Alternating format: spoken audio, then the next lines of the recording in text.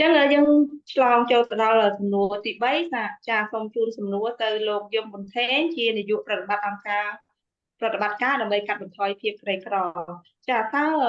អង្គការរបស់លោកបានអភិវឌ្ឍគម្រោងឬសកម្មភាពអ្វីខ្លះដែលជំរុញឲ្យសហគមន៍និងឪពុកម្ដាយអាណាព្យាបាលចូលរួមក្នុងការអប់រំកុមារចាឬការចូលរួមយ៉ាងសកម្មជាមួយនឹងសាលារៀនចាអញ្ចឹងសូមអញ្ជើញលោកនាយកចាបាទជាថ្មីម្ដងទៀតសូមគោរពជំរាបសួរដល់លោកគ្រូវាគ្មិនទាំងពីរក៏ដូចជាអ្នកសម្បត្តិសម្រួលហើយនិងបងប្អូនដែលកំពុងតែទស្សនាតាមបណ្ដាញ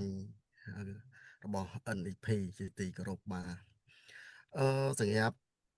អង្គការសហប្រតិបត្តិការដើម្បីកាត់បន្ថយភាពក្រីក្រដែលកាត់កូហ្វាបកន្លងមកយើងបានធ្វើសកម្មភាពមួយចំនួនដើម្បីចូលរួមជាមួយសាលាបាទដោយលោកគ្រូបណ្ឌិតបានជម្រាបជូនមកអញ្ចឹងគឺក្រសួងបានចេញគោលការណ៍ស្តង់ដារសាលាធម្មសិក្សាគំរូដែលស្តង់ដារទី3គឺការចូលរួមរបស់សហគមន៍ហើយអង្គការកូហ្វាបយើងបានធ្វើសកម្មភាពដូចជាទីមួយគឺយើងបានសហការជាមួយនឹងការិយាល័យអប់រំស្រុកក៏ដូចជាសាលារៀនដើម្បីពង្រឹងនិងរៀបចំរចនាសម្ព័ន្ធគ្រប់គ្រងអឺគ្រប់គ្រងរបស់គណៈកម្មការគ្រប់គ្រងសាលារៀនដោយលោកគ្រូសិង្ហបានលើកមកអញ្ចឹងបាទយើងបានន័យថាយើងសម្បត្តិធ្វើម៉េចឲ្យគណៈកម្មការគ្រប់គ្រងសាលារៀនហ្នឹងគាត់មានដំណើរការហើយបន្ទាប់ពីយើងបានពង្រឹងរចនាសម្ព័ន្ធហើយក៏យើងបានពង្រឹងទៅលើទូនាទីភារកិច្ចបែរថាយើងផ្ដល់វគ្គបណ្ដុះបណ្ដាលទៅលើទូនាទីភារកិច្ចនិងវគ្គបណ្ដុះបណ្ដាលពាក់ព័ន្ធទៅនឹងការគៀកោធនធានទៅដល់គណៈកម្មការគ្រប់គ្រងសាលាផងដែរវគ្គបណ្ដុះបណ្ដាលការគៀកោធនធាននេះគឺយើងមិនតែបណ្ដុះបណ្ដាលតែគណៈកម្មការគ្រប់គ្រងសាលាទេសូម្បីតែអាជ្ញាធរក៏ដូចជានាយកសាលាក៏យើងឲ្យគាត់ចូលរួមរៀនដែរបាទទី2យើងបានសម្រួលកិច្ចឲ្យមានកិច្ចប្រជុំរវាងមេដាបិតាសិស្សក៏ដូចជាសហគមន៍ជាមួយនឹងគ្រូបង្រៀនគណៈកម្មការគ្រប់គ្រងសាលានិងអាជ្ញាធរមូលដ្ឋានដើម្បីធ្វើយ៉ាងណាគាត់អាចចែករំលែកនៅបទពិសោធន៍ក៏ដូចជាបញ្ហាកង្វល់និងតម្រូវការមួយចំនួនដើម្បីឲ្យគាត់អាចរកដំណោះស្រាយរួមគ្នាផងដែរ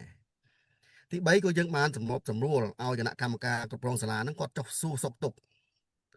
ទៅតាមសហគមន៍បានន័យថាសិស្សដែលគាត់មានហានិភ័យបានន័យថាគាត់អាចមករៀនទៅគាត់បាត់អញ្ចឹងទៅគឺយើងអាចឲ្យគណៈកម្មការហ្នឹងគាត់ចុះទៅសហគមន៍ផ្ទាល់ដើម្បីប្រឹក្សាយោបល់ជាមួយគាត់ដើម្បីស្វែងរកបញ្ហាខ្លះដែលជាបញ្ហាតម្រូវការរបស់គាត់ដើម្បីអាចឲ្យគាត់អាចចូលរួមក្នុងកិច្ចការងារសាលាបាទសម្រាប់ទី4គឺយើងបានសម្រួលបាទជាមួយសាលាឲ្យមានការរៀបចំផែនការអភិវឌ្ឍសាលាបាទជាពិសេសគឺយើងធ្វើឲ្យមានការចូលរួមជាមួយនឹងសហគមន៍ហើយនឹងអាជ្ញាធរមូលដ្ឋានបានថាផែនការអភិវឌ្ឍសាលាគឺយើងធ្វើជាមួយនឹងណាឲ្យបានចូលរួមទាំងអស់គ្នាហើយត្រូវធ្វើការអាប់ដេតបានថាធ្វើបច្ចុប្បន្នភាពជាប្រចាំនៅលើផែនការនោះក្នុងនោះដែរក៏យើងបានសញ្ញាទី5គឺយើងធ្វើការផ្សព្វផ្សាយអំពីសារៈសំខាន់ទៅដល់សហគមន៍អំពីតាមរយៈការប្រជុំផ្សព្វផ្សាយនានានិងសកម្មភាពផ្សេងៗនៅក្នុងតំបន់គោលដៅរបស់យើងធ្វើយ៉ាងណាឲ្យសហគមន៍គាត់អាចយល់ដឹងបន្ថែមទៅលើសារៈសំខាន់នៃការសិក្សារបស់កូននិងជំរុញកូនមិនត្រឹមតែចូលរួមជាមួយសាលាទេជំរុញកូននៅតាមផ្ទះផងដែរក្នុងនោះក៏យើងមានរៀបចំជាយុទ្ធនាការនៅពេលដែលចូលកងបាទយើងមានការសហការជាមួយសាលាដែលយើងអាចសាលាកម្រងគាត់រៀបចំយើងសហការមួយគាត់អាចយើងធ្វើរៀបចំជាក្បួនដង្ហែឆ្លងកាត់ប្រមាណភូមិអញ្ចឹងទៅនៅតាមចិត្តសាលារបស់គាត់ដើម្បីឲ្យគាត់ដើម្បីបញ្ញាក់ទៅដល់សហគមន៍ផងដែរថាចិត្តដល់ថ្ងៃដែលត្រូវចូលរឿងហើយគាត់ត្រូវតែចូលរួមជាមួយនឹងសាលាផងដែរបាទមិនតែប៉ុណ្ណោះក៏យើងរៀបចំជាវេទិកាពិគ្រោះយោបល់ប្រចាំឆ្នាំដែរជារៀងរាល់ឆ្នាំគឺយើងបានរៀបចំវេទិកាពិគ្រោះយោបល់ដើម្បីឲ្យសហគមន៍គាត់អាចលើកឡើងក៏ដូចជាអាណាព្យាបាលហើយនិងភាគីពាក់ព័ន្ធក៏អាចលើកឡើងបញ្ហាតម្រូវការនិងបញ្ហាអត្ថប្រយោជន៍របស់គាត់ដើម្បីស្វែងរកដំណោះស្រាយរួមគ្នាបាទក្នុងនោះក៏យើងមានកិច្ចប្រជុំប្រចាំត្រីមាសដែរបាទរវាងអាជ្ញាធរមូលដ្ឋាននាយកសាលាការិយាល័យអប់រំក៏ដូចជាអឺគណៈកម្មការគ្រប់គ្រងសាលាដើម្បីចែករំលែកនៅបទពិសោធន៍និងបញ្ហាប្រឈមដំណោះស្រាយ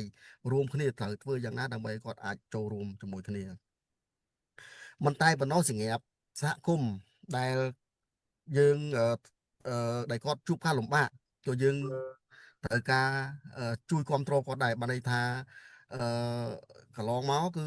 សហគមន៍ដែលគាត់មានការលំបាកនឹងហើយដែលមិនសូវបានចូលរួមអញ្ចឹងយើងបានធ្វើការបណ្ដុះបណ្ដាលគាត់ដើម្បីបណ្ដុះបណ្ដាលអំពី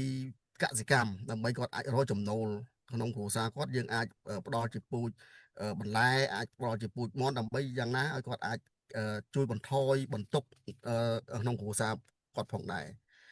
ក្នុងនោះក៏យើងបានជួយសម្ភារៈសិស្សដូចជាកង់ដូចជាសម្លៀកបំពាក់កតាបប៊ិចខ្មៅដៃអីបាទមួយចំនួនដើម្បីលើកទឹកចិត្តដល់គ្រួសារដែលក្រីក្រហើយនិងសហគមន៍ដើម្បីធ្វើយ៉ាងណាឲ្យគាត់អាចបានចូលរៀនជាពិសេសគឺកុមារដែលបាត់បង់ឱកាសដើម្បីសម្រាលនៅបន្ទុករបស់គ្រួសាររបស់គាត់ដោយសារយើងឃើញអញ្ចឹងដើម្បីឲ្យសហគមន៍អាចចូលរួមជាមួយសាលាបានបាទសម្រាប់បន្ទាប់ទៀតគឺយើងបានជួយទៅដល់សាលាក្នុងការអនុវត្តកម្មវិធីមនិនជីវិតផងដែរបាទកម្មវិធីមនិនជីវិតតាមមូលដ្ឋានយើងពីព្រោះកម្មវិធីបំណិនជីវិតតាមមូលដ្ឋាននេះល្អប្រសើរណាស់ពីព្រោះកម្មវិធីទាំងប្រមាណ5 6ជំហាននេះ6ដំណាក់កាលនេះគឺវាមានទំនាក់ទំនងយ៉ាងជិតស្និទ្ធជាមួយនឹងសហគមន៍បានន័យថានៅពេលដែលយើងជ្រើសរើសប្រធានបទសាលាត្រូវការគៀងគរពីសហគមន៍ពីអាជ្ញាធរពីអ្នកពាក់ព័ន្ធផ្សេងៗដើម្បីចូលរួមជ្រើសរើសប្រធានបទថាយើងត្រូវរើសប្រធានបទអីក្នុងការរៀននៅក្នុងឆ្នាំសិក្សារបស់គាត់ក្នុងមួយឆ្នាំហ្នឹងអញ្ចឹងនេះជាអ្វីដែលអឺកូហ្វាបបានអនុវត្តកន្លងមកបាទខ្ញុំសូមប៉ុណ្្នឹងសិនបាទអរគុណ